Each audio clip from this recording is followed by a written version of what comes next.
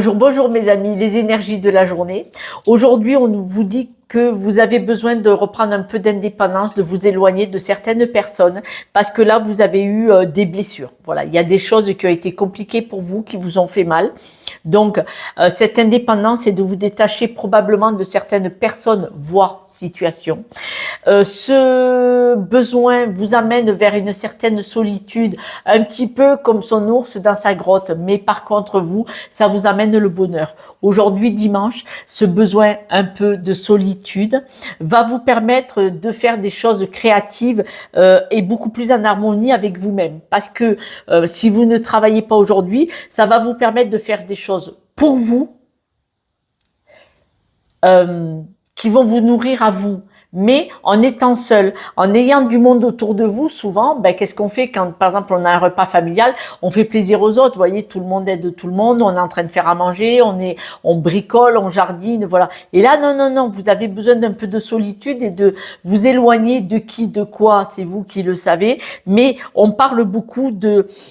Il est possible qu'autour de vous, parce que j'ai quand même 2 fois la carte de la trahison, du mensonge, donc il est possible qu'il y ait eu quelqu'un qui a un caractère un peu trop fort, qui vous a, pardon, impacté, étouffé, qui était un peu trop pesant sur vous. Et là, maintenant, manifestement, vous en avez pris conscience, puisque vous avez décidé de vous isoler de cette personne ou de cette situation et de faire des choses pour vous. Parce que là, avec la carte de l'araignée et de l'harmonie, on pourrait dire que vous allez recréer quelque chose.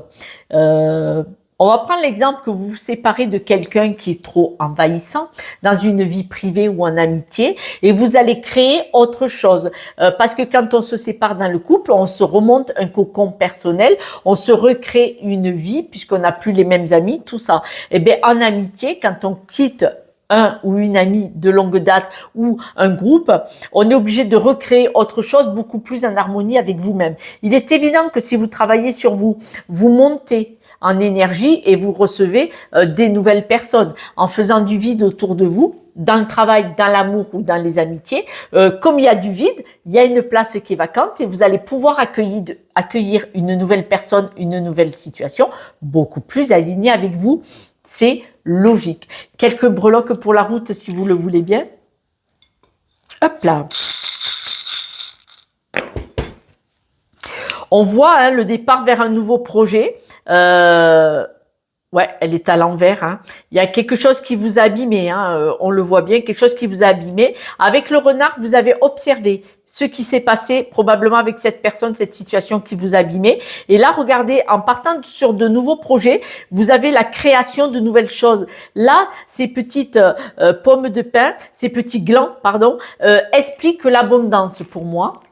L'abondance, ça veut dire de nouvelles rencontres, peut-être financières, une nouvelle vie, un nouveau potentiel, des nouvelles choses pour vous. Et c'est positif, en fait. D'accord?